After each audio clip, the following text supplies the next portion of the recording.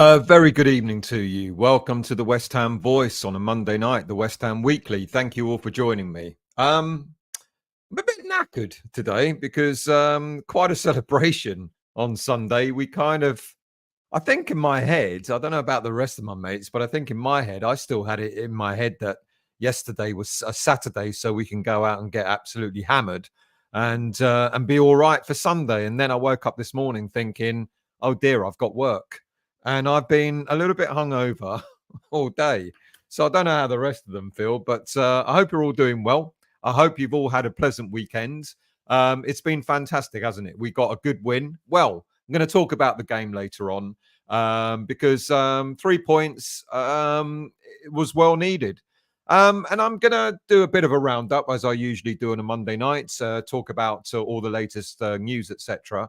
But later on, I'm going to talk about Crescencio Summerville in a little bit more depth and ask a couple of questions because in the conversations I've had over the past few days, one or two things have come out that have made me start questioning how our transfer window went, or should I say, who was in control of most of our transfer window. And it may or may not have. I mean, I might be putting two and two together and coming up with five. But some of the messages I've got seems to indicate that there was more than one or two people at West Ham that had a say in who we brought to the club. But I'll talk about that a little bit later on, shall I? I'll leave you in suspense. So what I'm going to do is what I always do and go all the way to the top of the chat and say good evening to you guys. Good evening to you, Anthony. I hope you're well. One word at the weekend, lucky. You make your luck sometimes. Good evening to you, Mark. I hope you're well. No idea why Lopetegui did not start Summerville. He will give us balance and pace on the left and give Emerson an outlet. Surely he has to start the Forest game, doesn't he? I thought he was going to definitely start the Man United game, and it was a surprise that he didn't. But maybe what I'll tell you later on in the show might have some bearing. It may not. You know me. Conspiracy theorist and all that, but I'll leave you to decide once I come up with the news. But let's get on with other stuff first. Robert, Anthony, the only West Ham Speedway I know of was in Custom House in 2872. What did Anthony ask? Still, have a word with Nigel. See if there's any documents on the West Ham Stadium on the Isle of Dogs, a speedway track surrounded by a dog track. The stadium held about 80,000. I kind of sure he's spoken about that before. I'll make sure I'll ask him. Good evening to you, Leslie. I hope you're well, mate. Thank you for joining. Good evening to you, James. How are you? Nice to have had a lucky win. Good luck is often underestimated. Was it luck? You make your own luck. Penalty? That was given against us. I wouldn't have been happy. Flamer, good evening, mate. I hope you're well. Loppy should have gone, not Ten Hag. But yeah, the game was did determine Ten Hag's tenure, didn't it? Loppy should have gone. Well, Lopetegui beat him. Leslie went to West Ham Speedway as a boy, one of our old grounds. I will ask Nigel about that. Good evening to you, Mike. I hope you're well. Suppose the little Russian will claim Summerville again. Good evening to you, Shaky. How are you? Good evening, everyone. Debbie, Mark, how are you, mate? We got extremely lucky against United. Latest from Fabrizio is they're now negotiating contracting terms with Ruben Amorim of Sporting Lisbon, who's open to the move. Yes, I heard that just before I came online. Toha, good evening, mate. Good evening to you, Daniela. I hope you're well. Good evening to you, Paul. How are you, mate? Good evening, usual. I listened to Heavy Flower. We're going to start. If you're going to start talking about music, I'm going to try and you carry on, but I'm going to try and get through a lot of the comments. DeCanio, hang on a minute. Got to turn this off.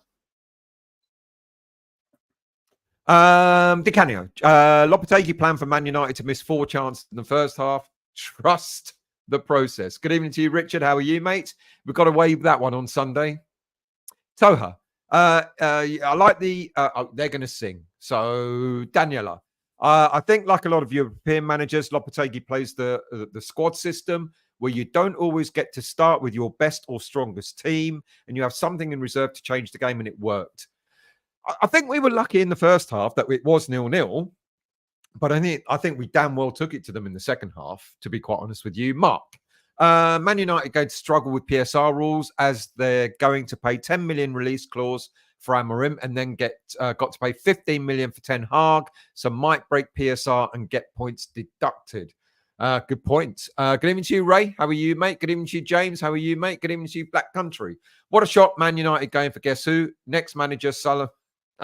Good evening, Graham. How are you, mate? It's always good to beat the Manx, but we could have easily lost 5. Well, the first half could have been very, very different. Leslie Lopetegui after the game said that style was what he wanted. This system will only work against underperforming teams. Frightening.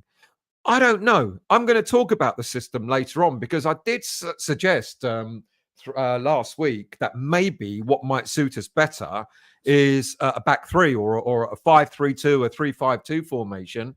And we went to that in the second half and we did look an awful lot better. But in the first half, we did ride our luck a little bit, didn't we? Kind of lucky to go into halftime at 0-0, to be honest with you. Let's scroll down. Good evening to you, James. I hope you're well. What do we think about? Well, up to them. You know, they go and get Amorim, and if he does well for them, then good luck to them.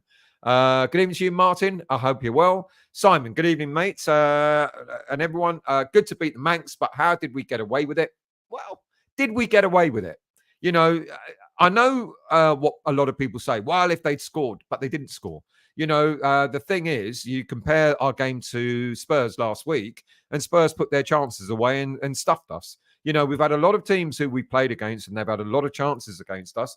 But if they're not putting those chances away and we take ours, then we win the game. I'm not saying that, you know, I'm not suggesting we outplay. I mean, we certainly played an awful lot better in the second half, and we did ride our luck in the first, but they've got to put those chances away, haven't they? Who else have we got? Good evening to you, Bedfordshire Hammer. How are you? Thank you for joining. Good evening to you, Vonnie. How are you? Good evening to you, Colin. How are you, mate? I'm not happy. Amorim could be going to Man United. Missed opportunity. Let's see how, if he goes, let's see how he does. He might be absolutely fantastic, and we'll all be really pissed off. Aaron, good evening, mate. If Amorim goes to Man U and smashes it, it will annoy me more than the little dwarf picked his own manager over Tim's. Leslie, good evening, mate. One pass opens us up, and we were lucky not to concede 3 or 4. Lopetegui going to perform miracles and plays to our strengths. 45 minutes of dreaming. And let me reread that. I read that too quickly. One pass opens us up, and we were lucky not to concede 3 or 4. And then Lopetegui going to perform miracles and play to our strengths. 45 minutes of dreaming and playing. It was a very different game in the second half, wasn't it? Without a doubt. Miss Smith, good evening to you. Regarding Paqueta, I think he's going through an existential crisis. His whole life since he was 6 could collapse. He needs some love and support and patience through his loss of form. He's earned it. Yeah. And I've suggested then take him out of the firing line, you know, and give him that opportunity to sort of breathe a little bit. Paul, good evening, mate. I hope you're well. After the way they treated Ten Hag, who would want the job? Well, you know, it's not all roses over up at Man United either, really. Mr. Williams, how are you, mate? I hope you're well. Looking forward to. Sorry, I didn't see you on Saturday. You know the trains, the underground. The underground pissed me off. You know that's true. But I'm going to see you this Saturday when we go up to Nottingham, and we're all going to behave ourselves, aren't we? We're all not going to drink, and we're not going to get up to anything, and we're just going to go and watch the game, stay overnight, and then come back on Sunday. James, is Estelle pulling his CV together for Man United job? No, thanks. Black Country, Amorim going to Man U is a joke of a club. Why are we getting so het up over it? You know, he may not succeed. Look, if he succeeds, fair enough. But, you know, and then, of course, it's all because we're now blaming Sullivan for picking Lopetegui. But he's part of the board. We've already heard that the board, it was a unanimous sort of decision to appoint Lopetegui. It may backfire. You know, Amorim may come in. He may smash it. He may not. Good evening, Hammer84. I hope you're well. Thank you for joining. I'm not that late. Good evening to you, Trodge. How are you, mate? I hope you're well. Good evening to you, Stan. How are you, mate? Thanks for joining. A couple of court shout-outs, by the way. As I was coming out the stadium, I'll tell you what, there's more of us about than I realised. As I was coming out the stadium, I bumped into this bloke. He turned around and went, sorry, mate. And he went, oh, Stel. And I went, yeah. He went, oh, my name's Chris. I went, oh, hello, Chris. And he went, I'm also Cypriot. There's a few of us. There was a few in the pub afterwards as well. I should be starting up a Cypriot Hammers group, I think. See how many are out there. See, normally Cypriots, or Cypriot backgrounds, you're normally either, you're made, your family, you grow up in North London, you're made to support either Spurs or Arsenal. Wash my mouth out. But there's quite a few of us Cypriots that actually support West Ham. And there's more and more, than I've realised. So maybe I'll open up my hand. Anyway, hello, Chris. How are you, mate? Thank you for saying hello. And a shout out to Peter as well, who I met. I didn't recognise him at first. So I met a lot of European games. And he went, hello, Stel. And when I'm fuzzy, I'm really bad, old, and I don't remember faces and I don't remember names. So shout out to you as well. Andrew. Amarim, favourite for the United job, where, by the way, we also have a director of football, which apparently the reason why he would come to us. Okay, I don't know. That's what I was told before. Maybe it was the £10 million he wanted rather than not working with a director of football. Evening, Mel. Neil, I'm very well, mate. I hope you are too. Good evening to you, Peter. You are morphing into Shaw Taylor with a beard. Shaw bloody Taylor? He wasn't good looking. That's insulting. Who else have we got down here? Mr. McLaren, how are you? Good to see you. I'm not going there. You lot have fun on Saturday night. Stephen, good evening, mate. I hope you're well. I've been trying to send you a couple of photos on your Facebook page. It will not let me send it. Send it to where is it? Send me an email there at westhamvoice@gmail.com. I'll leave that running for a few seconds, so you can send it there. Robin, how are you, mate? I hope you're well. Always love a win against Man United. Trini, how are you? As glad as I am for the win, their finishing was woeful and it was frightening how easily they got through us at times. Yes, I do agree. Our first half, was very much like the first half of the Spurs game where they were cutting through us pretty easy. Mind you, they cut through us even quicker, even easier in the second half. But we changed it. We changed the system, and I'll come to that in a moment. Who else have we got? James H. Good evening, mate. I hope you're well. Let's get rid of that banner and get back to the chat. And get back to your comments. Can I get back to your comment? There we go. James, I'm relieved about the result, but I just can't be doing with starting games so sluggish. We started slow. We absolutely did. Bolane Lounge, how are you guys? I hope you're well. I had a lovely holiday. I've been back over a week. Look, the suntan's gone. Good evening, Juha. How are you, mate? I hope you're well. And John, Summerville should have been kept as a starter a few matches ago.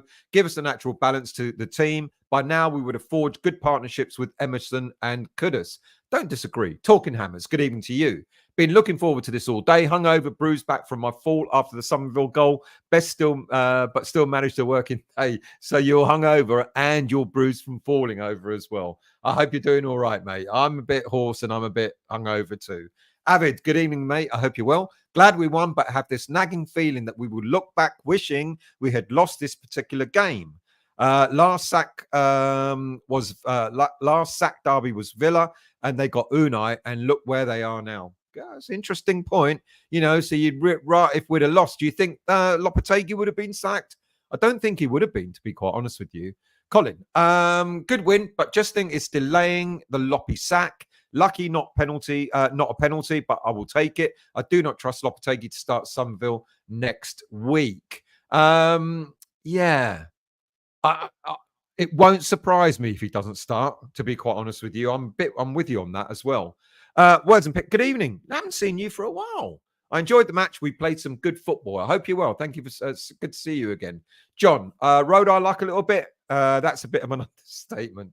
In the first half, yeah, but like I've said, it doesn't matter whoever it is you're playing. If they're not putting their chances away, that's their problem. That's not our problem, and then we take advantage of that. And thankfully, we managed to do so. Okay, we got a bit of luck. When was the last time VAR went our way? I can't remember the last time we got a VAR decision. God knows. And how many VAR decisions have gone against us? How many ref decisions have gone against us? Does it balance itself out? I don't know if it does or not, but it was good to see VAR on our side for a change, to be honest with you. Andrew, Man United went for it in the first half and but they ran out of steam in the second because of European football. But that's what you've got a squad for. That's why you've got a squad in order to rotate. Howard, mind you, they had a few injuries as well, didn't they? Howard, Defo, they're talking about music. They carry on.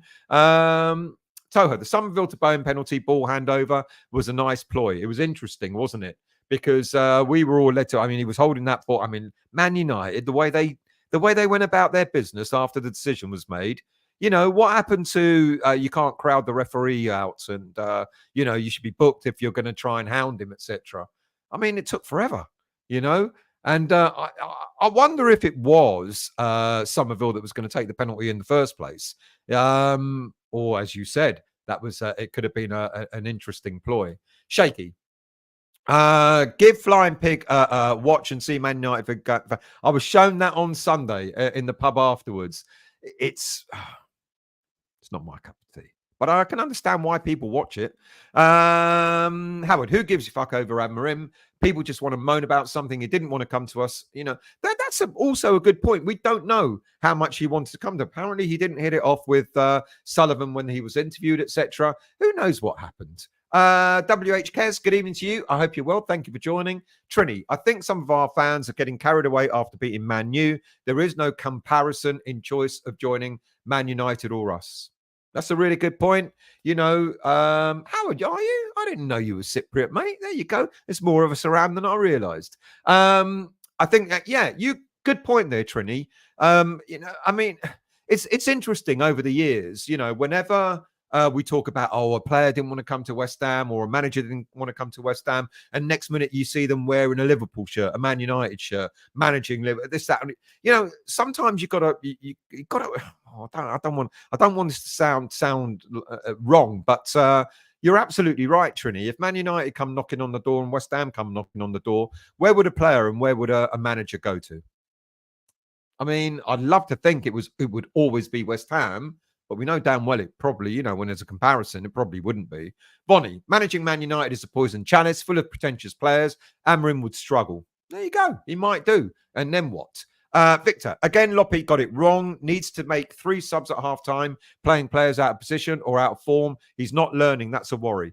Yeah, the lineup, I won't lie. I'm going to talk about the lineup later on. I wasn't impressed with it. And I did actually message and say, that looks like a team that's going to lose. So I'm glad he changed it. But you're right, Victor. Why wait 45 minutes to realize, why not do it from the start? Imagine what it might have been like if Summerville and 1 or 2 others had played from the start. We might have been 2-0 up by halftime. Stephen, they should be putting their chances away, but we gave them too many too easy. Totally agree. Who else have we got in the chat tonight? Good evening to you. Ralph, I'm Spartacus. That's Greeks, not Cypriot. Almost the same, but, we'll take it. Jake, good evening, mate. It's an open secret the Man United are an absolute mess, both financially and cliques within their squad. Can Amarim turn it around for them? Lots of managers turn them down in the summer. Interesting. Daniela, there's big issues at Man U, and a new manager won't improve it overnight. It's going to take more than a season. Good point. Keep them peeled. Yeah, rightio. Trini, Amarim held out for Man United, knowing today was possible with Ten Hag's management. That could also be true. Chris, heading to Paphos in the international break in 2 weeks' time. Any tips? Have a great time, is all I say. Paphos is beautiful, and it's going to be quite nice weather. It's going to get a bit cold in the evening, but just have a great time. I normally go to the other side of the island, but Paphos is beautiful. Just have a good time. I'm jealous. Ian, it's been at least 2 weeks since I've been on holiday.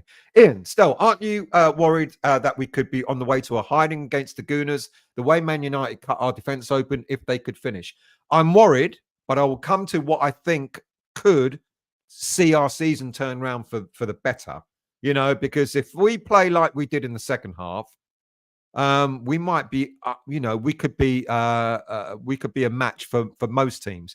All right, Arsenal are, they're doing extremely well. Liverpool are as well. They've cut us open. Chelsea cut us open, etc. So, and it's a poor Man United side that we played. Let's not deny it. And yet we gave them all those chances. So I get where you're coming from, but I think the second half showed a possible system that might benefit us much more. I'll come to it in a moment. Matt, super stoked. For me, it was a perfect weekend. Got to see my son on Saturday and a West Ham win. Dad's matter and come on your irons. Nice. I hope you had a great time with him, mate.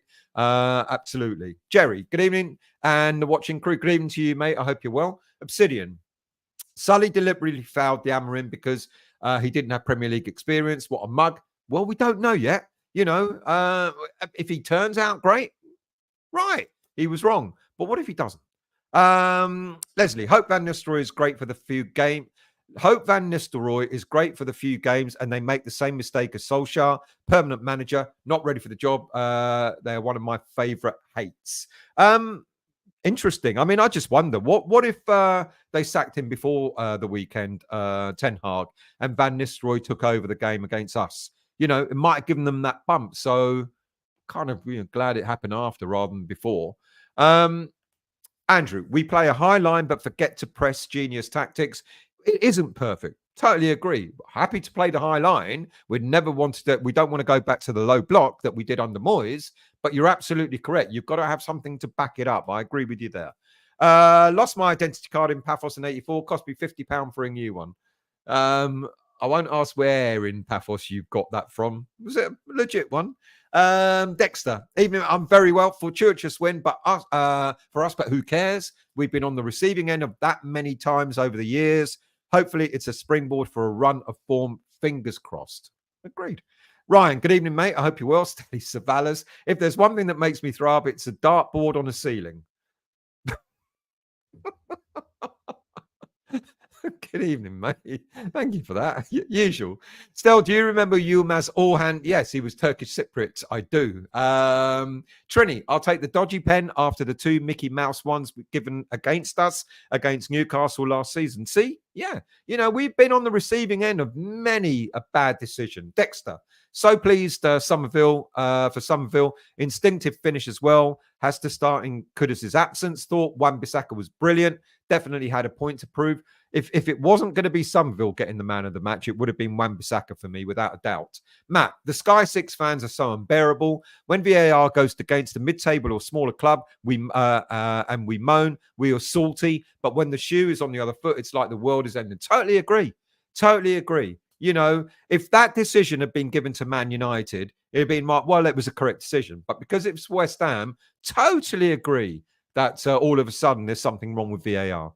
Hayden, good morning to you, mate. I hope you're well. Thank you for joining. Bowlane Lounge. I wasn't sure about the pen at first, but I've seen it. Seen the replay. A clear pen. Don't know what the fuss is about. It really wasn't a clear pen. But if it was against us, we would have been absolutely peed off, wouldn't we? We absolutely would have been. Andrew, Sullivan will never spend the money on a manager. Grant, Pellegrini, Moyes, Lopetegui, all free agents and out of work. Yeah, admittedly, that's the way he does things, whether we like it or not. Jerry, strutting lineup confused me. The starting lineup confused me. People say he was being solid first half. Go for it in the second. If that's the case, he would have started Thomas, in my opinion.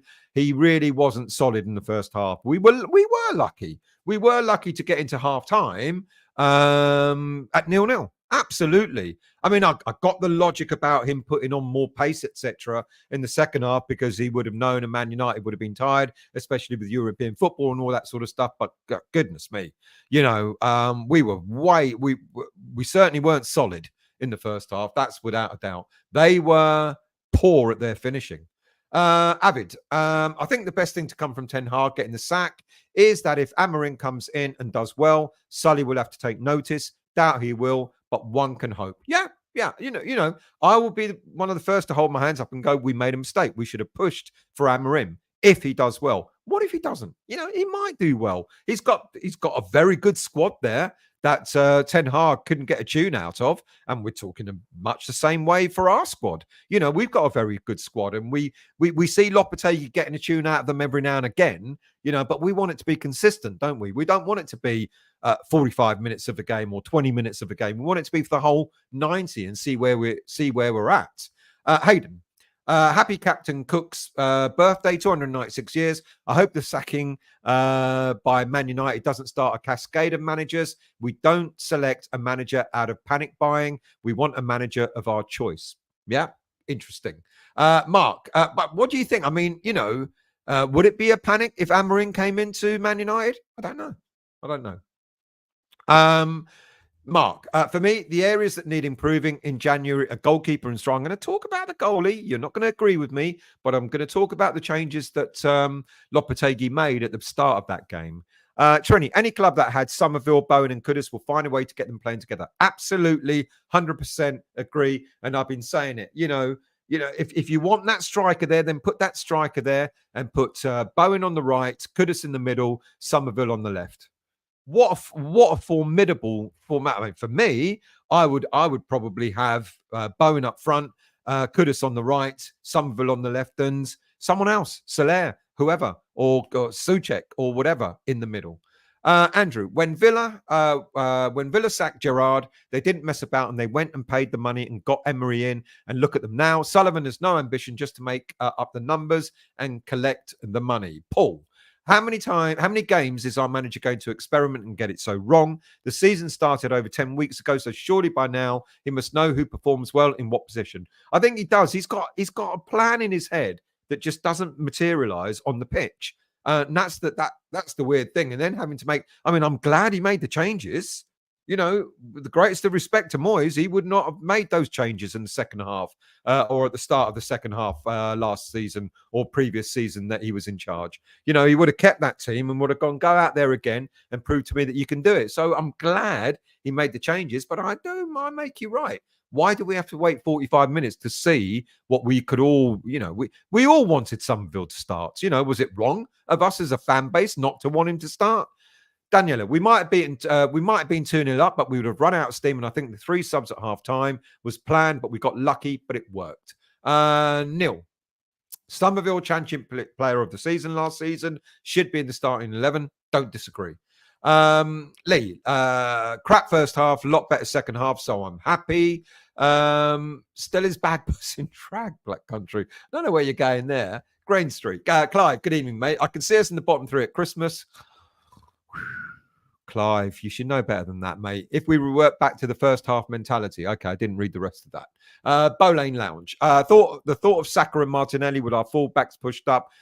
Yeah, that's why we should go for a 5 at the back or a 3-5-2 or a 5-3-2, whatever you want to call it. Ralph, I used to love the old days when we played football. Ron Greenwood style, would love a manager who did that.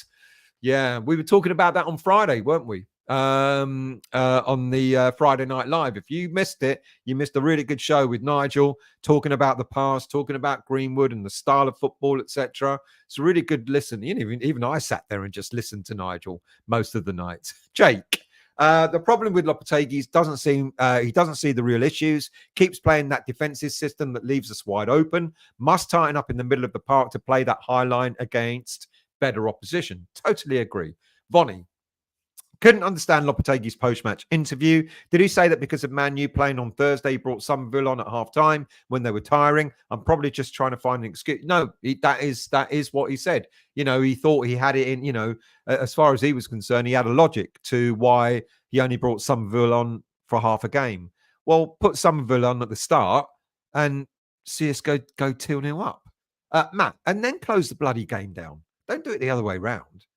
Matt, question. Depay was a free agent at the start of the season and could play as a striker and left winger. I think we missed a good one, or am I wrong? I think you're wrong on that one, to be quite honest with you. I think Depay has had his day. I thought, I watched him in the, what was just recently, the Euros or whatever. And I kept saying to myself, he's all right, but, and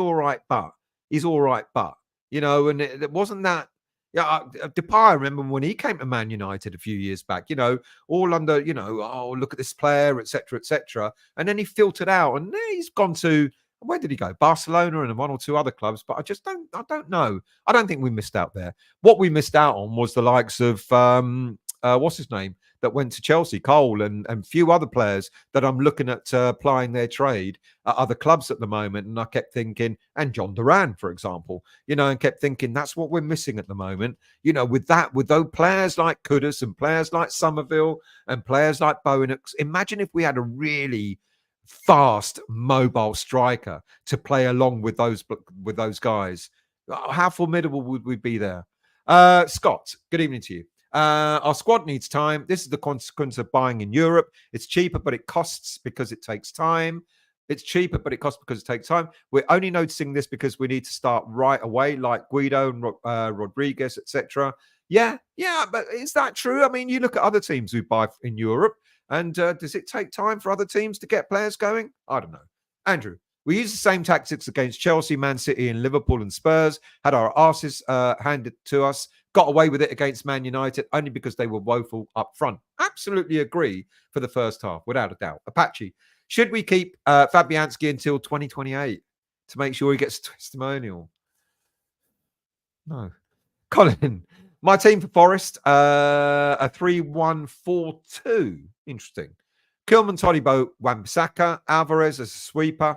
Good shout. Summerville, Souček, Soler, Guilherme, Antonio, and Bowen. I don't know about Guilherme. I wasn't impressed by Soler, but I'd rather see him in the middle. Certainly, I would drop Paqueta, is what you're suggesting. Yeah, it's not a bad lineup. Who else have we got?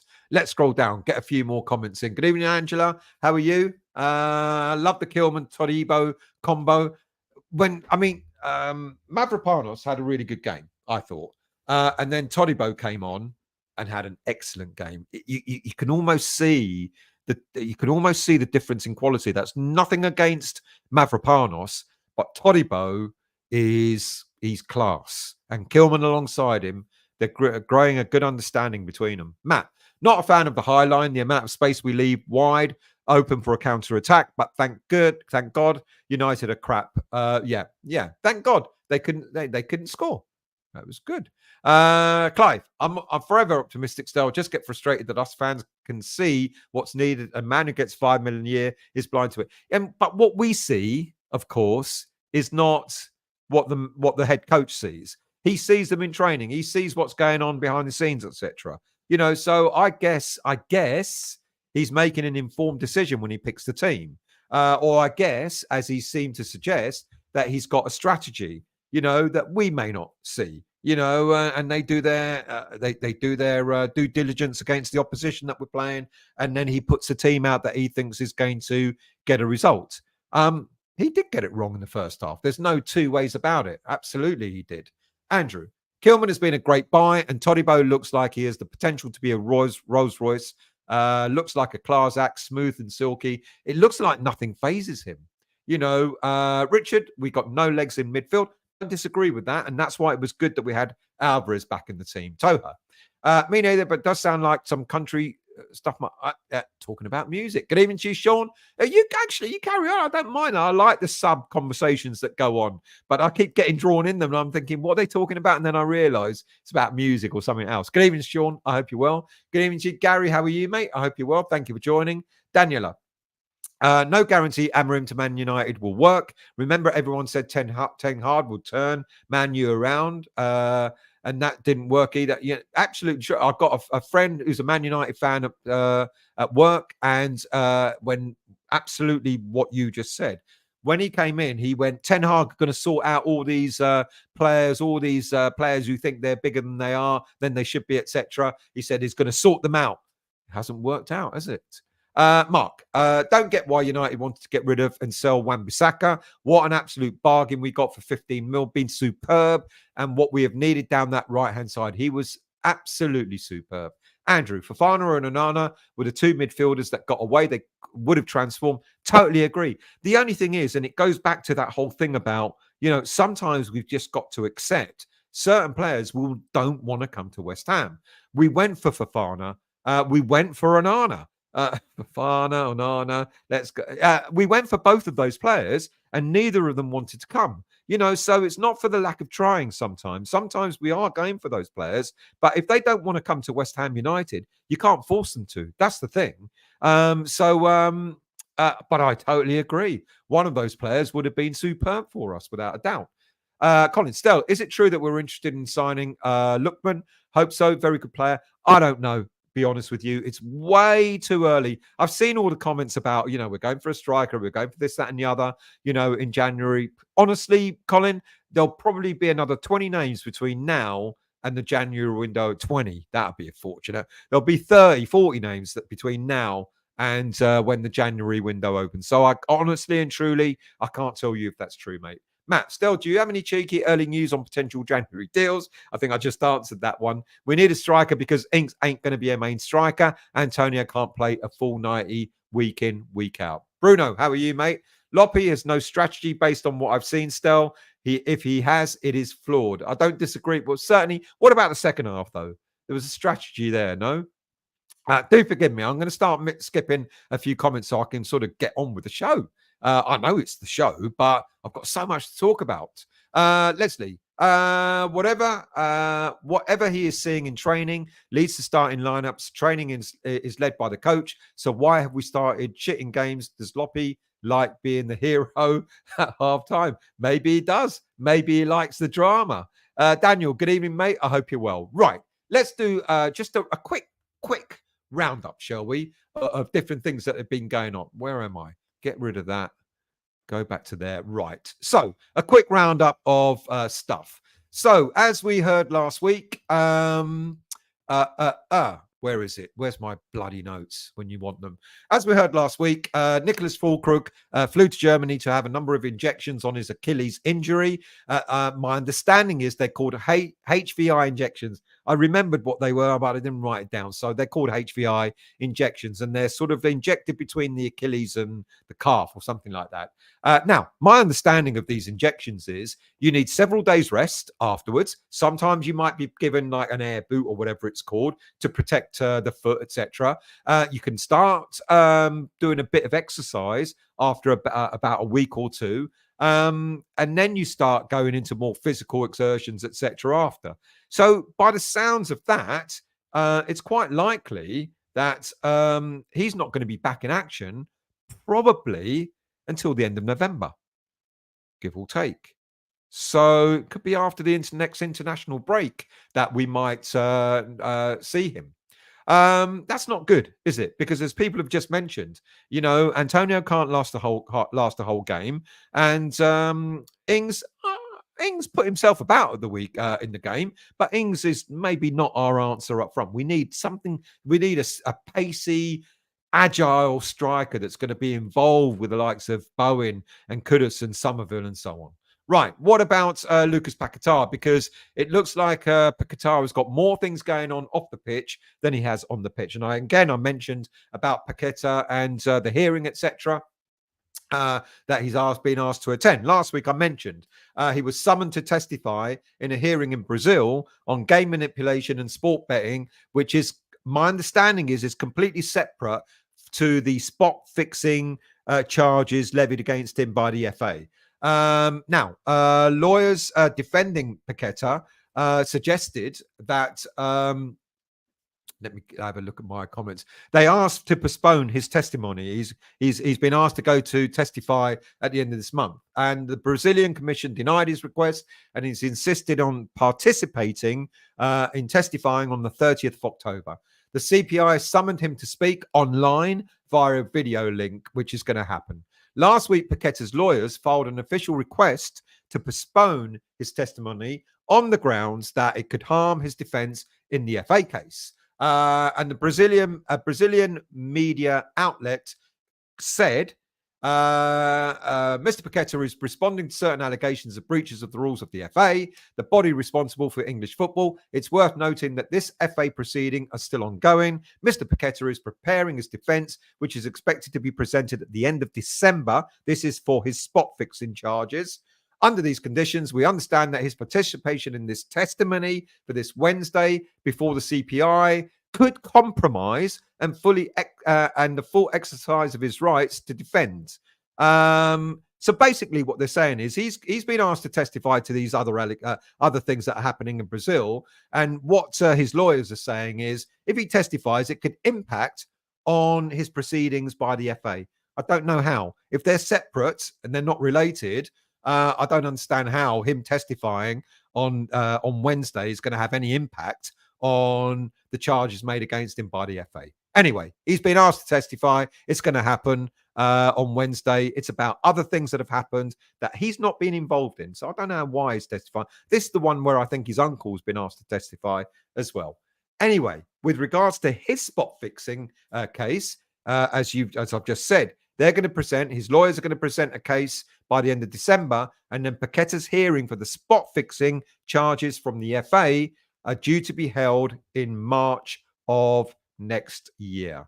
Right, who else? Mohamed Kudus. Now, apparently, as I said last week in a show, we've contested, this was the charges by the FA against Kudus for his sending off to see if his 3-match ban might be extended for a further 3 games or so.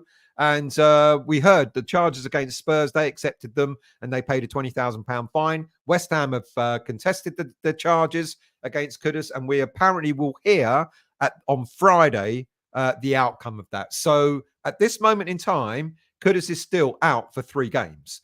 On Friday, we might hear that he might be out for a bit longer if they determine it was violent conduct, because he's been charged with violent conduct. So we're going to see what happens there. Right, academy news. The under-18s were in action last week. And after thumping Spurs at home 4-2 in the under-18s Premier League last week, they got their second win of the season with a 4-1 thumping of Reading at Bearwood Park. Elisha Sawumni was the hat-trick hero, but it was Emeka Adiel. Keep mentioning this winger's name, Emeka Adiel, who got West Ham in the lead from the penalty spot. But a well-placed finish in the first half stoppage time by Sawumni was followed up by a second penalty in which he took in the second half. Reading pulled one back to make it 3-1, but on the 89th minute, I thought, there you go. There he is. On the 89th minute, Sawumni got his hat-trick to make it a comfortable win. That's elevated the under-18s in the Premier Under-18s League to 6th place. The under-21s didn't have as good a time last week. They suffered a narrow defeat at the hands of Wolves on Friday evening. They would have had a chance to go top of the under-21s table, Premier League table, but the result has pushed them down to 5th place, but only on goal difference. Man City lead the table on 18 points. Brighton have risen to 2nd with 16 points. And then we've got Fulham, Liverpool and West Ham all on 15 points. It was Wolves' 3rd win in a row. And they won it with their only shot on target deep into stoppage time. How unlucky is that? West Ham have got a chance to make amends this coming Friday when they play 3rd place Fulham at home. A bit of loan news. A host of Hammer Stars were in action for their respective loan clubs. In the Premier League, James Ward-Prowse remained on the bench as Forest beat Leicester 3-1. Obviously, he can't play against us this coming weekend. Maxwell Cornet was an unused sub as Southampton lost 1-0 to Man City on Saturday. And in the Championship, Freddie Potts, started and played the full 90 minutes for Portsmouth in a 2-1 home defeat by Sheffield Wednesday on Friday evening. George Earthy was in action for Bristol City. He was introduced by Liam Manning on 59 minutes in the goalless draw against Leeds United. In League One, Callum Marshall was in action, started for Huddersfield Town in the 2-0 home win over Exeter City. The Northern Ireland international played 89 minutes of that game. Also in League One, Gideon Kodua finally got some game time for Wycombe Wanderers.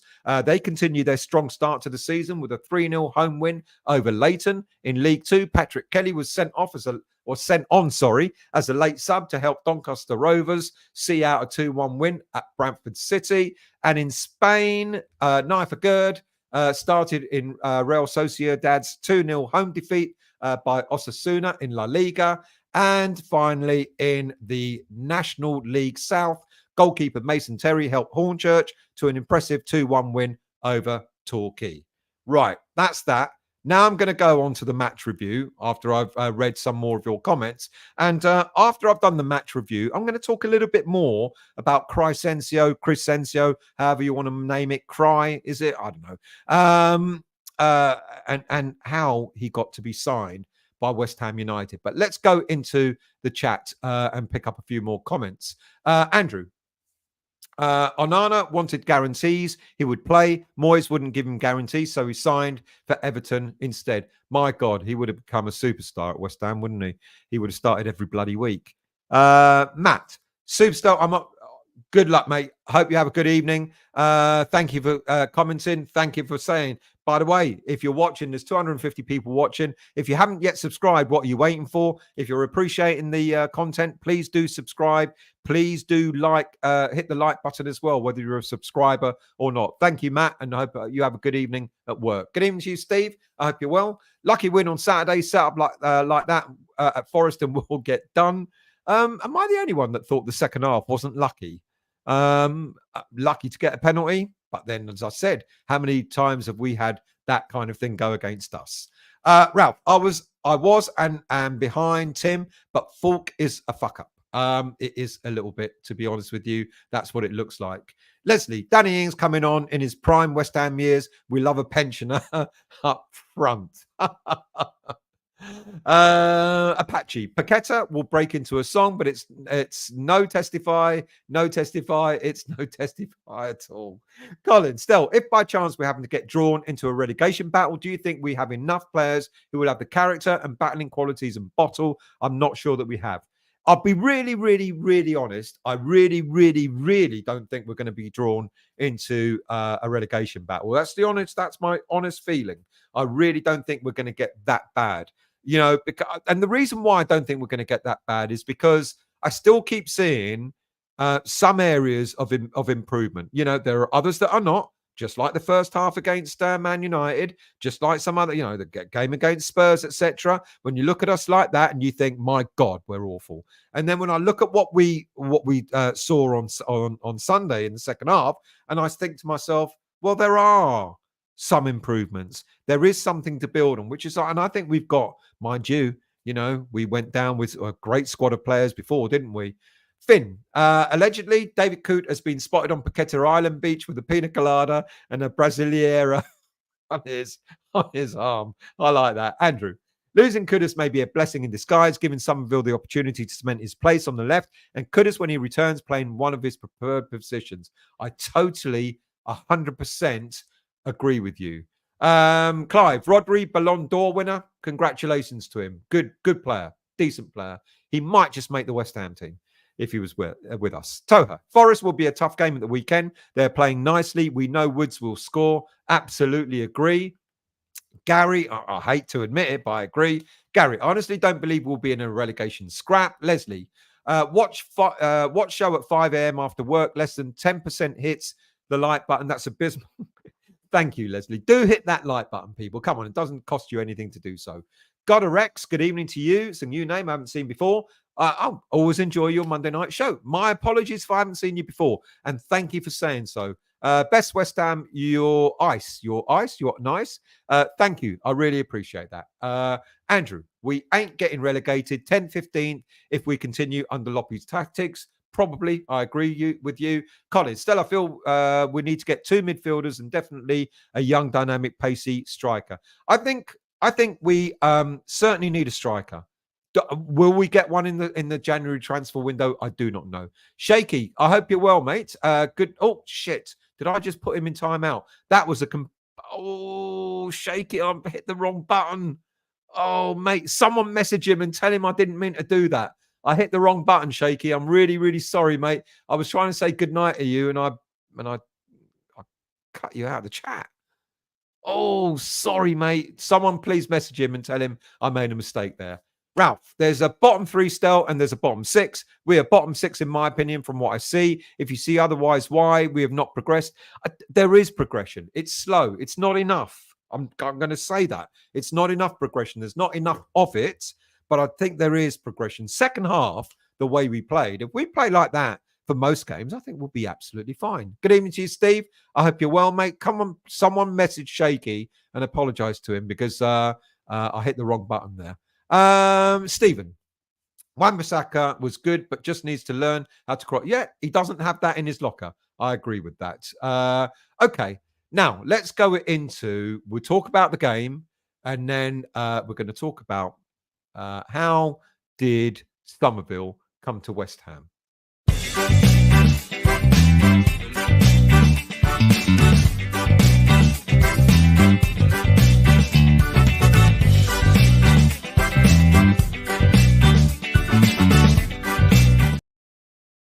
Right. So a match review. I'm going to do a brief rundown.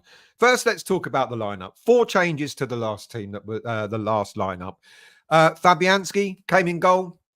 Mavropanos came in for Todibo. Alvarez got his place back, and Soler came in for Kudus.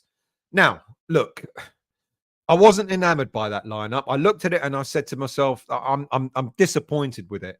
And I did say, I messaged people and I said that lineup could see us lose this game because I didn't think it was the right lineup. I didn't think it was the right formation. Someone mentioned, I think it might have been Colin, or forgive me if it was somebody else, asked me, do you think we're going to get through continuing to play in this formation, these tactics, etc.? And my answer is no, I don't think we would. I think we need to do something different. And my something different, I spoke last week about it in a show, is that I think we should go for 5 at the back. Because having 4 at the back and pushing our fullbacks so far forward, as all of you have alluded to, leaves that high line leaves a massive gap behind us, and then we get in trouble. And better teams tear us to shreds when that happens. So I looked at the lineup, but I could understand and explain 1 or 2 of them. I'm gonna be honest now and tell you that I thought Fabianski had a good game, but I didn't agree that Fabianski should have started. And I know a lot of you are on Areola's back at the moment saying he's not being good, he doesn't do this, doesn't do that, etc. But I explained last week that to me, everything that we are suggesting that Areola's not good at is everything exactly the same things a season or so ago when Fabianski was number 1 are exactly the same things that we were accusing Fabianski of. So 3 things primarily. We say Areola's distribution is slow and poor. It absolutely is. But when Fabianski was in goal, his distribution was slow and poor. When another thing is Areola not commanding his 18-yard box. Don't disagree. But a couple of seasons ago, when Fabianski was in goal, we were saying he doesn't command his 18-yard box. And then, of course, the last thing is Areola doesn't come off his line. He's a great shot stopper, but he doesn't come off his line. A couple of seasons ago, we were saying Fabianski doesn't come off his line. That ties in with not commanding your 18-yard box, because if you're rooted to your goal line, you're not really commanding that box. So that's the irony for me, and that's why I was disappointed. And the other disappointment with for me, Areola not keeping his place is because we've got other players in the side that have been quite poor all season. Areola hasn't had the best of seasons, but he's had some good moments in the games. He's pulled off some fantastic saves. And Fabianski, absolutely, he pulled off a couple of really crucial saves, especially in the first half, that kept us in the game at 0-0, etc. But Areola has done the same in other games. He's pulled off some absolutely world-class saves. Now, for a goalie, for an outfield player, if you drop that outfield player, you say to him, look, lad, you're not doing well. Sit back, watch it, come back a little bit refreshed. For a goalie, it's a little bit different. You take a goalie out of the team, that's the spotlight's on him. And I'm not so sure how much that's going to affect his confidence, Areola's. I think I like Fabianski. I think he's been a great servant to West Ham United. But at 40 years of age, we should not be looking at Fabianski to come back into the starting lineup. I would have turned around to Areola, especially Lopetegui being a goalkeeper, turn around to the guy and go, you need to improve. You've got one more opportunity to improve. Otherwise, because basically what he's done is he's blamed Areola for 4-1 defeat last week against Spurs. And that wasn't Areola's fault. If you look at it, Areola didn't have the cover in defence, and they didn't have the cover in midfield. We've been talking about what's opening us up is the fact that when we're shaky in midfield, we play a high line. We don't have the players that drop back deep enough in order to be able to clear the danger. So Areola it looked as if Areola's been blamed for the 4-1 defeat against Spurs last week. And I don't agree with that, to be quite honest with you. If you look at the goals, their first goal, Spurs last week, Areola got his fingers to it. It rolled off the line, and the spin took it in. Their second goal, Spurs, was a superb setup. He was not going to get that. And I think actually there was a slight deflection on their second goal. Their third goal, how unlucky are you? You've saved the ball. Todibo's in front of you. It goes in as an own goal. And then the fourth one, you blame Todibo, for being turned inside out by Son, who scored the goal. So I might be wrong, and tell me I'm sure you're going to tell me that I'm wrong. But I think Areola was blamed for that defeat, and then he was dropped. I think that's a bad sign. I don't think that's good. I don't think that's going to do that player's confidence, that goalkeeper's confidence, much good. Did Fabianski have a good game against Man United? Well, yeah. Apart from, of course, in the first half, where he got off really lucky, where he came flying out of his goal in order to close Dalot down. And it's only because of the extremely poor finishing that we didn't go a goal down on, what was that, half an hour or whatever into the game. It was extremely poor. And I know some people are suggesting, well, Mavropanos got and disturbed him. No, you look at it. You look at the replay. Dalot, he did the difficult bit by beating the keeper, lobbing it over his head, and then he smashed it. Instead of, all he had to do was place it, and it would have gone in. So I was disappointed, to be honest with you, that Areola was dropped. When it came to Todibo, when it came to Mavropanos, my understanding is that Todibo had a late fitness test. They thought that perhaps he wasn't going to make the whole game. So that's why he was put on the subs bench. Look, I don't know. I think Mavropanos had a good game. I think Todibo came on. He looked fine. But that was my understanding. So I kind of accepted that one. And then we had the issue with Alvarez. I totally agree that Alvarez should have come back into the starting lineup. No disagreement with that. What I did disagree with is who he replaced. He replaced Souček where he should have replaced Paqueta. We all know this. We all see it. We've been watching Paqueta for the last year and a half or so, who's been poor. Whatever it is, all this stuff looming off the field, if it's affecting his game, etc., then take him out. Take him out of the firing line. And this is kind of why I didn't agree with Areola being dropped. Paqueta has been poor all season, but he's still got to start the game. Areola has had not a great season, but he's pulled off some decent saves. I can't say he's been unfortunate. Yeah, he has. His distribution has been bad. He has been a bit shaky in goal, but I would have stuck with him. You stick with Paqueta, even though he's been awful, then why not stick with Areola? And that's why I didn't kind of agree with the Areola being dropped. But in terms of Alvarez coming in, yeah, it was absolutely right to bring Alvarez back into the team, but not for Souček, who really, when he came on in the second half, Souček, he actually did really well. He was an instigator. He was but I'd never seen him pass so many forward passes. He did really well.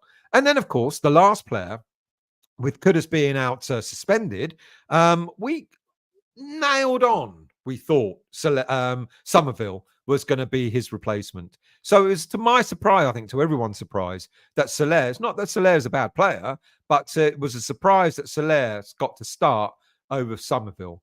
And that was disappointing. And some things in the game, in the first half, strange decision on Dinos. The offside was called. Mavropanos challenged the Man United player anyway, and he got a booking for it after the whistle was blown for offside. I didn't quite understand that. Someone needs to explain the rules to me. I thought the ball was dead. So why get a booking? Anyway, we were lucky in the first half. They were awful in front of goal, Man United. But that's not our problem, is it? If they can't put their chances away, that's their lookout, not ours. So we did ride the storm a little bit. But thank goodness, for all the wrong that Lopetegui did in the first half, but for me picking the wrong team, or certainly a lot of players that shouldn't have been picked, he made amends. But we shouldn't have to wait 45 minutes for him to make amends. But the amends that he made had an instant reaction. Todibo came back in. Mavropanos was on a yellow card, and he got injured as well. So understandable. Todibo came back in and he did extremely well. Souček came in for Paqueta in the middle, and he passed the ball an awful lot better than what we expect Paqueta to do. And he did it. Souček had a good, comfortable game in the middle of the park, which was great. And then, of course, the player that really made the difference was Crescencio Summerville. The way he went about his business, he replaced Soler, of course. The way he went about his business, you kind of sat there and you went, he actually got the crowd excited. We were buzzing. Every time he was given the ball, we were absolutely buzzing. He got us off our seats, and he had an excellent, excellent game, which culminated, of course, in the goal he scored. He anticipated the ball coming across. He didn't know. Danny Ings, great assist by miskicking it. But look, if Danny Ings had caught that, I think Danny Ings probably would have scored. But the fact that it went over the face of the goal and he stretched for it. He made sure he got it, Summerville. And it was an excellent first goal to get for West Ham United. And the way he celebrated with Kudus, etc., was superb. And now, one of the tactical, not only did Lopetegui make changes to the lineup in the second half, but he made a tactical switch as well. It took me a while when I was told, I went, did he? Oh, yes, he did. One of the things he did in the second half was, in the first half, we kept getting exposed in the middle of the park. You're all absolutely correct. Everything was going through that because what was happening was Alvarez was playing in the middle, trying to look, I think not man marking Fernandes, but he was quite close to Fernandes and other midfielders. So he kept being pulled away from the defense, being pulled further up into midfield. And when we lost the ball, he wasn't there to protect that back line. What Lopetegui did in the second half, he told him to play a lot deeper, to be facing the game. And he did an awful lot better. There are times he almost played like a sweeper. That's why, Colin, I said good shout when you said, oh, here's my lineup for Forest and Alvarez as a sweeper. He almost played as a sweeper. He dropped in, the old-fashioned 4-4-2 system when you had a player in the middle of the park who dropped so far deep, you'd almost call him another centre-back, but he was actually a sweeper, picking the ball up and taking it forward. And that's what Alvarez did in the second half. And it was far, far more effective. He saw the game coming to him to make more decisive decisions. And I think that's great. Do you remember against Chelsea? He kind of tried to do that, but it was so awful. Alvarez was so out of place, etc. But this time round, what happened was, with our fullbacks marauding forward, with Wan-Bissaka on one side and Emerson on the other being almost wing-backs, Alvarez just literally stepped in between Todibo and Kilman, almost to create a third centre-back. And it absolutely worked. We nullified Man United far more than we did in the second half. And it was good to see. Good different tactic used, and I was pleased with that. I think it worked, and that's why I said earlier in the show, I think our way forward is almost like a back three, almost like a 3-5-2 or a 5-3-2 or whatever. We seem to be more comfortable in our play when we play that kind of formation rather than the 4. By all means, play the high line, but you need players that are going to be able to get back into position in order to cover when we lose the ball.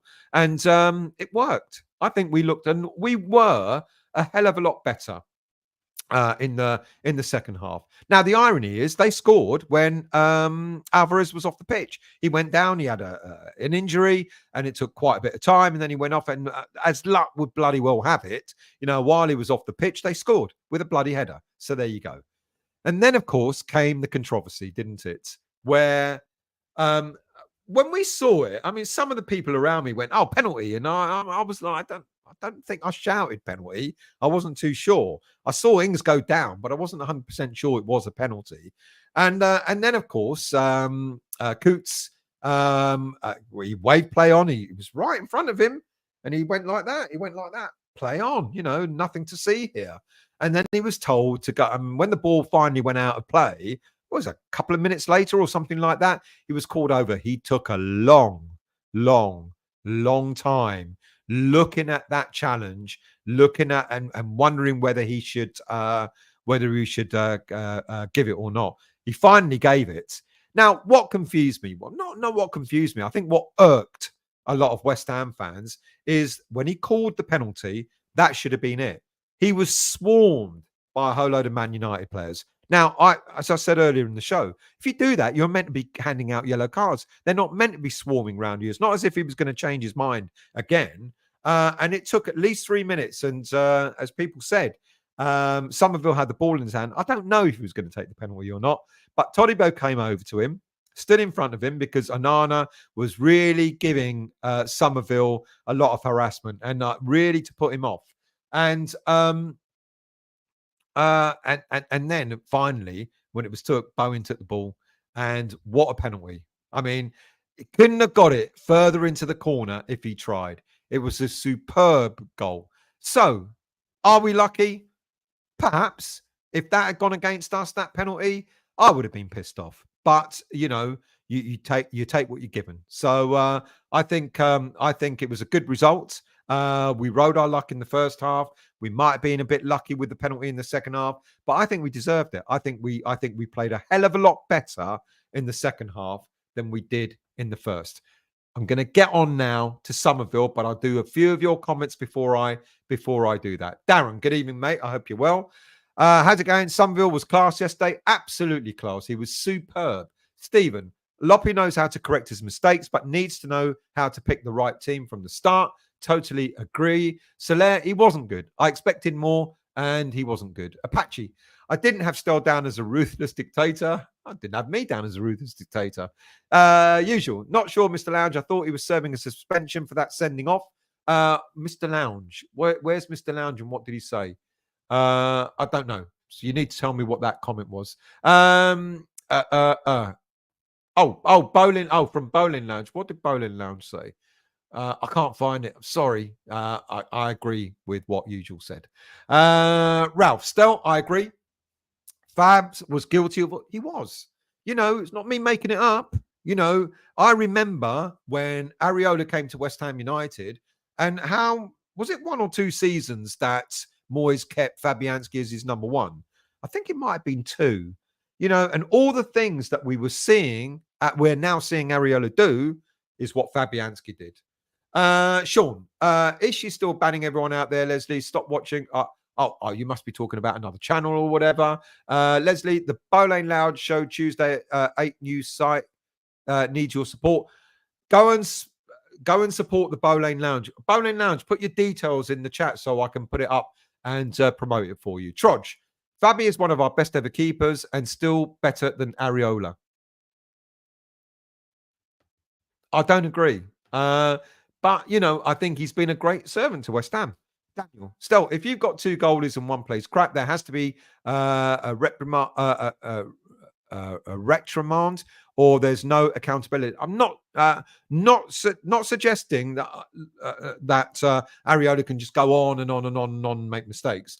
I just think it was the wrong time. I don't think he's had as bad a season throughout the season. He certainly had a really bad game against Spurs, but that's when you turn around to your keeper and go, prove to me that you're still my number one. Get out there and prove that you're good enough to stay in this team.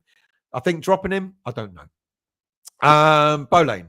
Areola has been a bit shaky for weeks. Maybe he's already had the arm around him and then he screwed up against Spurs. So he finally had enough. Possible, maybe. It's possible. But I didn't see enough in Areola being really poor. He was really poor against Spurs. I won't deny that. But I'm looking at the previous games and saying he's been a bit shaky, but he's not been so bad in order for him to being dropped. Leslie, Trudge, no, Areola out of form, but better than Fab. He will come good. Anthony, Areola far better than Fab. What was Fab doing outside his area? Could job? Yeah. I mean, coming out like that. Yeah, I get it. You're trying to close the player down, etc. But he got so easily beat. Colin, good evening, everyone who have joined the good evening, everyone who's joined the chat. There's even more people. Have you become a subscriber of the channel yet? If not, why not? Am I that bad? If you haven't subscribed, or if you're just watching, if you're just passing through, please do hit that like button for me. James W. Fabs deserved the chance. Areola had a good go from the start of the season. Maybe a new keeper will be on Tim's list next time. It will be, because Fabianski, we can't, with the greatest of respect to him, I don't think we're going to give him yet another year on top of the other year, that he's had. So I think we will be looking for a new keeper one way or another. Andrew, form is temporary, class is permanent. Areola's a top keeper, just been off it for a while. Yeah, I agree with that. Sean, Areola's form has dipped since his missus started hopping off. What's his missus been doing? Andrew, we are rumoured to be interested in Liverpool's number 2. He's been in excellent form covering the injured Alisson. Yeah, if they would let him go. Let's scroll down. Who have we got? Stephen. Summerville should be starting. He brings us pace and a goal threat. Absolutely agree. Green Street Greg, good evening to you. Jimmy on the wing, got to be the way forward. When Kudus back, bring Bowen into the centre. Either Bowen or Kudus, I don't mind. But imagine playing all three of them. All three. Steve, very weak referee, Coot, and thank God it worked for us. Trodge, gone are the Phil Parks days when we paid a world record transfer fee for a goalie. We did indeed. Apache, Alvarez, and gone are the days of goalies like that. Apache, Alvarez didn't get a yellow. I didn't think I would live to see that. That is very true. He didn't, did he? We actually got about 5 yellows, but he wasn't one of them. Barry, good evening, mate. You can't praise someone for rectifying error they should not have made. You can only condemn it. Not disagreeing with that. I do condemn the errors that he's made. What about Fabianski? What about the error that he made in the first half when Dalot lobbed it over his head? That was an error, but we got away with it. Leslie, would love Kelleher, good keeper, and wants to move to get game time. Why not indeed? £565,000 we paid. Sounds like a week's wages for a player these days, doesn't it? Daniela, just read they could be tube and rail strikes in November, could affect travel to the ground, and Everton with service starting late on the 9th. Yeah, it screwed me over on Saturday. Well, we had what you call it, engineering works. Took ages to get to the ground for me on Sunday. Sorry. Andrew, Bowen's best position is on the right, not as good when we played central. We'd like to see Kudus plays as a 10. Now, a lot of people have said this, and yet last season, when Bowen played a lot in the middle with Kudus on the right, Bowen got 20 goals. So I don't know. I don't care which one of them plays on the right and the left, so long as I get those two on those sides. Trodge, we signed Phil Parks, and strange that we win a cup. Goalkeepers are super important. Absolutely. Don't disagree with that. Bowling Lounge. Does a game Ward-Prowse can't play and still serve as one of his suspension games? Ward-Prowse is not suspended. He got 2 yellows, so he was only suspended for 1 game. Correct me if I'm wrong. But anyway, regardless, he can't play against us regardless. I see what you're saying. But no, he didn't. He only got a 1-game suspension because he had 2 yellows, didn't he? Who else have we got? Colin. Stell, why not play Summerville, left wing, Antonio and Ings up front, Bowen on the right? Just want to see Guilherme given a chance, for he's big and strong and pacey, even quicker than Summerville. I think at the right time, we'll see a little bit more of Guilherme, probably in the cup, to be honest. Bowlane Lounge, in the days of Holding not being sustained enough, God knows how they thought that was a pen. Yeah, weird one. Charles, question. Did you put up stats on Pack versus Souček, and Souček had better stats than Pack? I did indeed at the beginning of the season, and I got a hell of a lot of stick for it, Charles. But stats don't lie, do they? I did do that. At the beginning of the season. I put up a comparison and said, how much better Souček was at things like passing. And people came out and said, yeah, but, when you do Hollywood passes, Paqueta was looking to fast forward. Souček only passes it backwards and sideways, etc. I get that. But I could do it again and only look at forward passes. Ironically, I thought Souček had a very good game. Forward passing on Sunday. Charles, Areola needs to stop being beaten at his near post. Well, as I said, the first goal against Spurs, he got a hand to it. And the last one, when Son scored, I don't know, maybe. David, we've had some bad decisions gone against us, so I'm not bothered. So am I bothered about the controversial incident? No. Man United complaining as if they would put away their chances. It would not have mattered. Absolutely correct. Roberto, brilliant keeper. I don't know why did we get rid of Roberto? Trini, Areola for me, with our shaky defence and dodgy midfield. Not sure how people are even blaming him for that. Fab should only ever be a backup. That's what I think, in all honesty. There you go. Bowlane Lounge, the Bowlane Lounge, Tuesday talk show, 8 p.m. Would love to see you if anyone wants to tune in. You're not telling me where to tune in. Is it YouTube? Is it what? What is it? What is it? Is it? Give us that bit and then we'll all know. Tuesdays, 8 p.m. talk show. Where can we find it? Give me the title of your channel or whatever. Charles, when Bone was hacked down when being offside, there was no booking. Yeah. And it was strange, wasn't it, that we got a booking because of offside. Darren, I'm surprised Areola was dropped. Was lucky Man United player missed an open goal and Soler was playing out of position. He should be playing in Paqueta's position. Agree with that. And needs to start the game, the same squad from the second half. Agree with that too. Who else have we got? Alien Human, good evening to you. Haven't seen you for a while. Tried to chat on the chat, but couldn't just now. I can. Don't know why. Welcome back. Steve, Roberto was our worst keeper, and that includes McNightmare. Darren, about time we had a penalty that shouldn't have been. Look how many times Man U have got away with dodgy refs against us in the past. Totally agree. Trini, Summerville, Bowen and Kudus should have had the license to roam and switch and cause havoc. Absolutely. Trodge, we only got the VAR go our way due to the Man United fans wanting the manager's sack. Oh, man, good evening, mate. I hope you're well. Gary, JWP on the bench, Forest at the week. He was at the bench. I thought it was only a one-match suspension. Daniel, Estelle, you keep missing this. Is an interesting stat. Nottingham Forest have only won one game at home this season. Q West Ham United. Stylish Porsche. Man United is in talk with Amorim. Do you think Sullivan is great in not getting him instead of Loppy? No, I don't think he is. It's YouTube. There you go. YouTube Bowling Lounge, 8 p.m. on Tuesdays, people. Tune into it. Watches by Jacob. What watches do you have? Areola just kicks it anywhere and loses possession, whereas I felt Fabianski actually got it to our players. I agree. Areola's ball distribution has been poor, but so in the past as Fabianski's. Epic. What's positive is that we don't need Kudus and Paqueta in the starting 11. We can drop both if need be. Yeah, I wonder whether he'll drop Paqueta this coming weekend. Andrew, Areola kicking in distribution against Spurs got him dropped for Man U game. It was terrible. It was indeed. Not denying that. Darren, hello, mate. I hope you're well. About time we had a VAR go our way. Absolutely agree. Philip, I might be in the minority here, but I was glad Ings didn't go in the summer and said so before the season started. Could well be an important part of the squad as the season goes on. Absolutely. And Lopetegui emphasised yet again that it's the whole squad. Bowen said it in his post-match interview as well. It's the whole squad. It's not just about the starting 11. Steve, who was the last manager that got sacked after losing to us? I don't know. Usual saying Lopetegui. I don't know, was it? Right.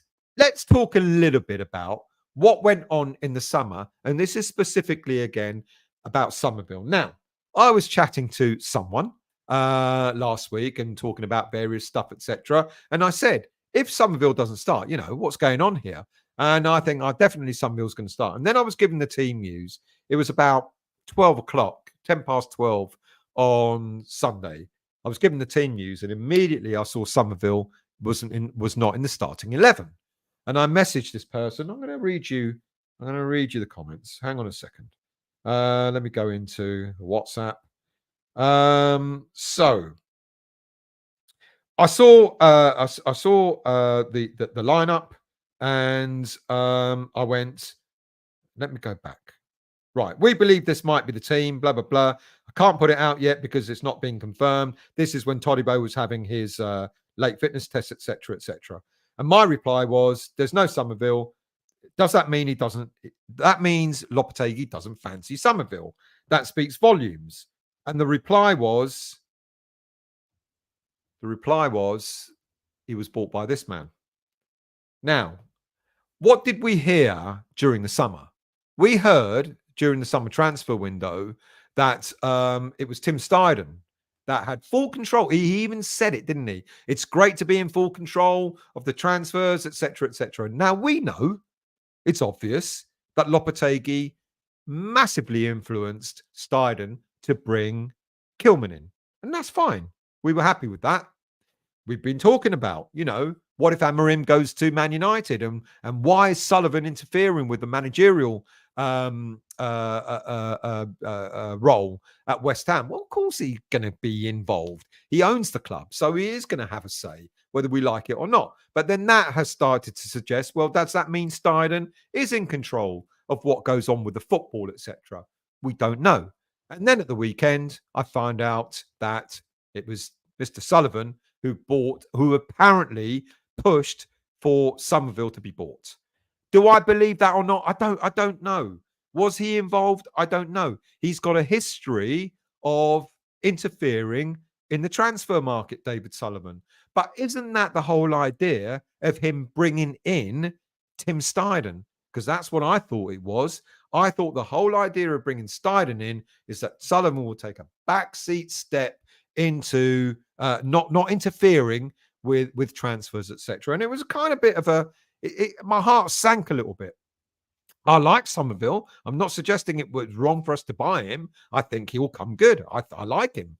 He is a crowd pleaser. I think he is a good player, excellent player. Someone said in the chat earlier on, championship player of the season last season for Leeds. So I think it was a good purchase.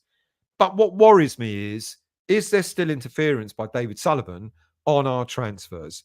Because if there is, then how is it? Now, do you remember a few weeks ago, I was talking about all these leaks that are going out in the back end, with the likes of Guillem Balague, the Spanish the Spanish journalist, talking on behalf of Lopetegui, and he made this he put out this cryptic message about look beyond the bench and stuff like that. This was when we lost, I don't know who it was we lost to, Chelsea or whoever it was, and Balague put out a message going, look beyond the bench, for issues, implying there are issues behind the scenes, basically, is suggesting that there are things going on that we're not privy to in order to understand where Lopetegui is. Now, I asked last week I was asking last week is how in tune Lopetegui was with Steiden. I said, I went as far as suggesting, did Steiden buy players that don't suit Lopetegui's style? But then when you start to hear that potentially David Sullivan has been interfering with transfers again, then you might start to understand maybe all these things that are going on in the background, all these comments that are coming out. We keep hearing about Tim Steiden, like trying to sort of put himself in the shop window in order to maybe leave West Ham United, and if a job comes up, he won't deny that he might, Liverpool in the summer, wasn't it, that he was, suggesting that he would go there if they came calling. So what's going on in the background is what I need to understand. What on earth is happening? I thought Steiden came in order for David Sullivan to take a back seat, not interfere with transfers, etc. I'll repeat, don't get me wrong. I think Summerville is a great buy, is a great purchase. But whose purchase is it? Was it Steiden's? Was it Lopetegui's suggestion? Or was it Sullivan who said, we need to go and buy this player? I don't know. Now, I'm not saying that people can't make suggestions. Like I said, Lopetegui, I'm certain Lopetegui suggested to Steiden, I like Kilman, I'd like you to bring him in. And I think Steiden did just that. But then because I now start to think about all the other players that have come in, like the free Rodriguez, Soler on loan, and various other players. We know Guilherme is 100% Steiden. He was out in Brazil for God knows how many months, trying to get a Brazilian player over. So it sounds as if like there's an awful lot of meddling by an awful lot of people. I hope I'm wrong. I hope I'm completely way off track on this. But when I got that, a Sullivan pick, when it came to Summerville, the alarm bells started to ring really loud. Does Lopetegui have the tools at his disposal to do the job that he wants to do? So is it all down to Lopetegui and his systems and his formations and his tactics, or is it that he doesn't have the right players available to him in order for him to succeed? Would Summerville have been a Lopetegui signing? Would Guilherme have been a Lopetegui signing? We just don't know. Now, we heard an awful lot about, when the season was about to start, Lopetegui and Steiden, they did an interview together and talked about how great it is to work with each other and all that, and that they're all in tune. And then you start to ask yourself, as the season starts to progress and we're not doing so well, and we're playing yet again, Lopetegui is doing a Moisism and putting square pegs in round holes. You've got to ask yourself, is it because players in the current squad were not the sort of players that Lopetegui wanted? I don't know. I don't have the answer to it. It's disappointing. If it is true that Sullivan interfered, it's a mixed emotion one, this one, because Summerville, I think, is a good player, and then you've got to ask yourself, well, maybe Sullivan was quite, astute in going out there and suggesting that we sign Summerville. But does it please Lopetegui? Has Lopetegui got the available resources to him to succeed? I don't know. But that's the news that came out from the weekend, and it kind of disappointed me, because when I said, "Oh, so it's a DS," when I was told a DS pick, and I said, "You mean DS bought him?" and the reply was yes. And then I asked, "Oh, when did you find this out?" A few weeks ago. I'm sure I told you. No, I would have remembered something like that if you did, and so on and so forth. So there you go. And I do sit there and wonder sometimes when you talk about having a technical director at the club, and I keep talking about Monchi at Aston Villa and how fantastic the setup is there with Unai Emery and the players that they're getting in, etc. If Sullivan is interfering, are we ever going to get the squad that we need to succeed at West Ham United? But then the double whammy is Summerville's actually a good player. Right, comments. Philip, I might be in the minority here, but I was glad. Oh, yeah, we did that one. Thank you, mate. Much appreciated.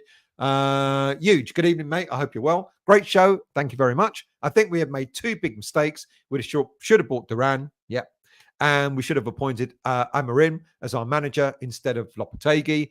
But we've got to try and understand why both didn't come. Did Amarim want to? I suggested last week, I was told that because he didn't want to work with a technical director. Other people are saying it's because Sullivan didn't want to pay £10 million to get him, etc., etc. Could be a combination of all of them. Duran, I will maintain to this day that we definitely had an interest and we ended up having to walk away because I think Aston Villa didn't want to sell because Aston Villa didn't have a replacement for him. If Aston Villa had a replacement, which was Omoridian or whatever his name that's gone to a Portuguese club, they would have sold Duran to us. But because they didn't have a replacement lined up, they were kept hanging on. Where are we? Daniel. Moyes didn't want to pick Kudus. He forced his hand. Summerville will do the same with Lopetegui. I hope so. Huge. Summerville will become good. He is a very, very good player. Totally agree. Toha. Leaks in the back end sounds worrying. Leslie. Brady the Dominatrix nightmare incoming. Barlane Lounge. What worries me still, if Sullivan is choosing manager and players, where is Steinen's integrity? Well, just that. Just what I've just said. Toha. I thought the new coach was meant to suit the new style to be implemented by the footy director. Well, again, what is... Well, no... The technical director is meant to sort of steer the footballing side of things in terms of bringing in the head coach, bringing in players, etc., and then trying to make sure that the academy is sort of following suit with what the style of play is at the top end, etc. When it comes to technique, when it comes to formations, when it comes to style of play, that's down to the head coach. Watches. Can't believe Todibo didn't start. Feel like when he's on the back line is so much stronger. I hope I explained that because he had a late fitness test and they weren't sure if he was going to make the whole game. Andrew, Will Salthouse and Barry Siltman still lurking in the background. Lopetegui is a Will Salthouse client. Daniela, Maybe Leeds came to DS to say to us, we have to sell Summerville and he wants to play for you. And DS went to Stein and Loppy says we've been offered this. Maybe that. Maybe it's an innocent approach. Maybe it is something like that. Yeah. Oh man, Steiden getting a Brazilian sounds like a close shave. Scott, cheers, mate. I hope you're well. Thank you for joining. Thank you for watching. I hope you're well, mate. Shodge. Our championship signings often been more successful than imports, which is very true. Colin, Stell, I've also heard Summerville was signed because Sullivan wanted it. Not surprised about Sullivan interfering with transfers. Still up to his old trick. It could be what Daniela said. Maybe Leeds United approached us and said, want to sell this player.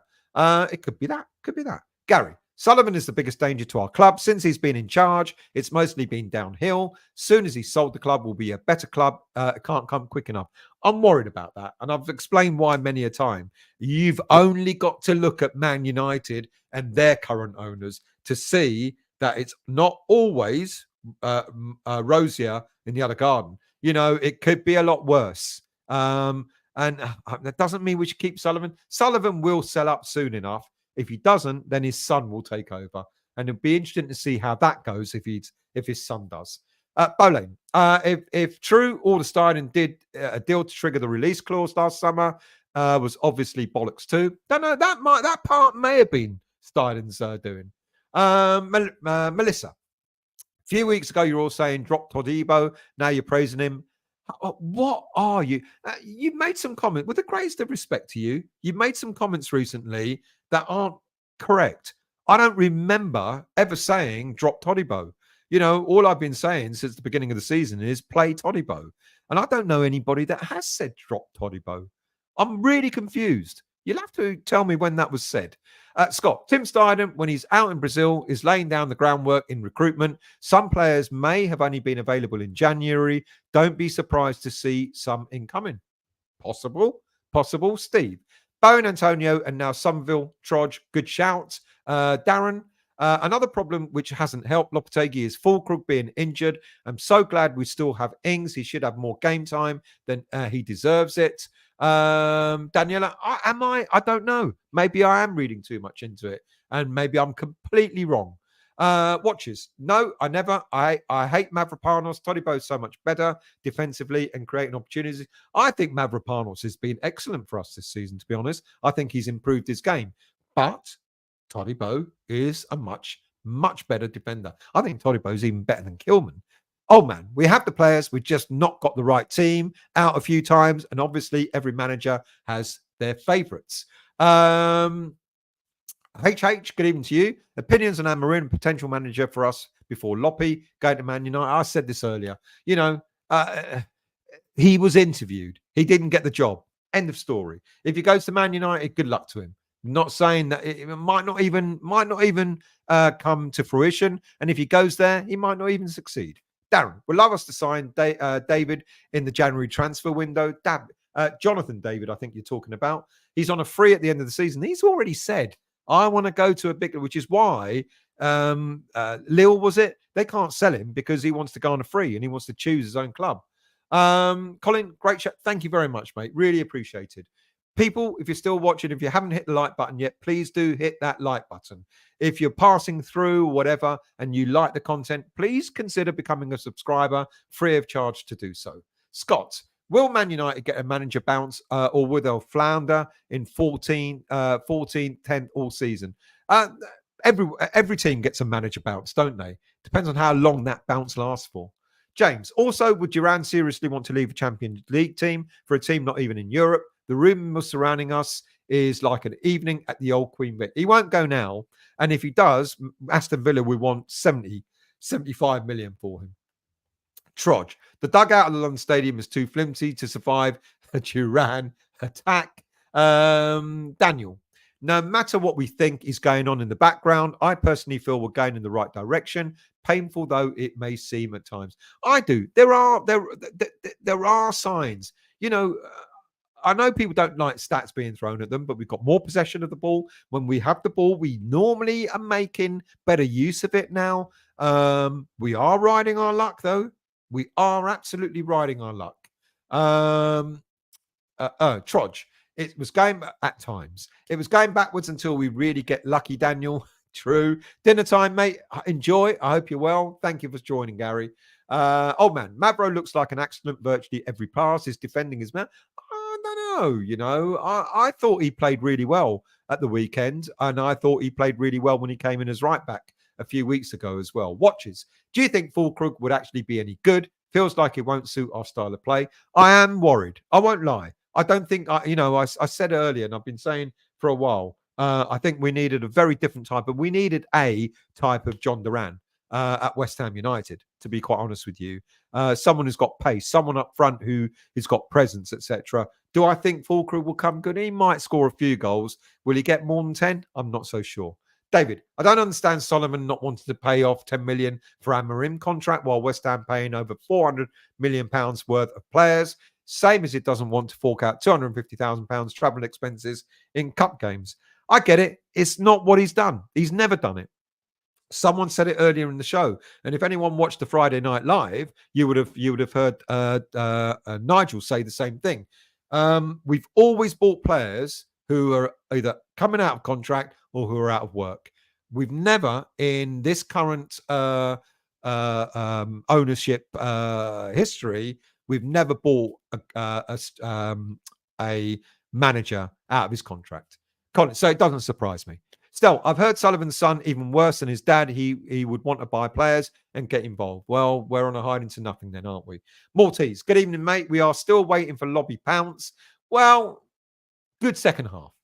Gut, my other half is Greek Cypriot, so our kid is a quarter Greek Cypriot hammer. Can't go bad. Leon, we are still waiting on our manager's bounce still.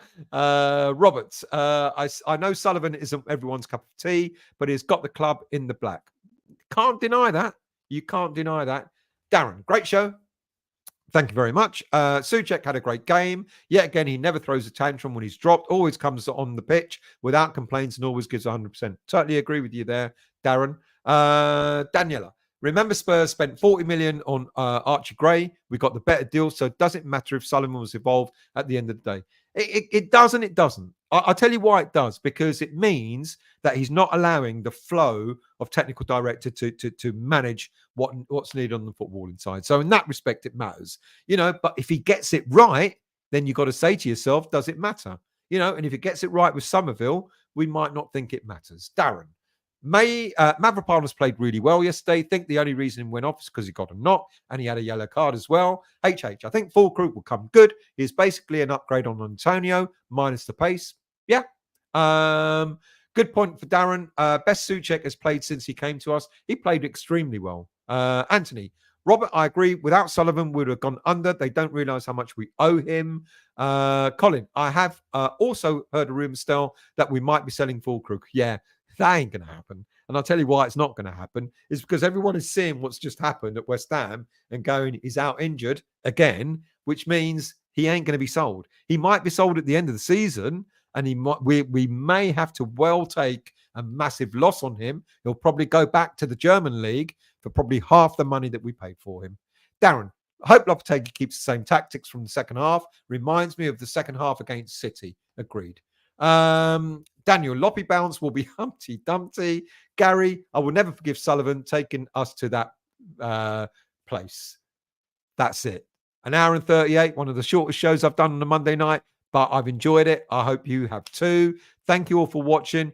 When news comes out about anything, I will put a show on throughout the week. So do look out for that. I hope you've enjoyed it. Thank you all for getting involved. Thank you all for chatting. I am investing, and I know I've said this many a times, I am investing in phone-in equipment.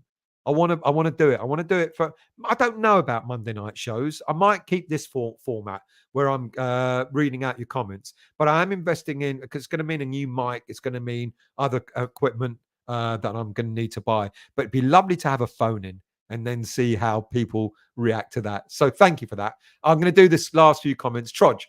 The Mav and Wan-Bissaka sided defense, I didn't think looked good.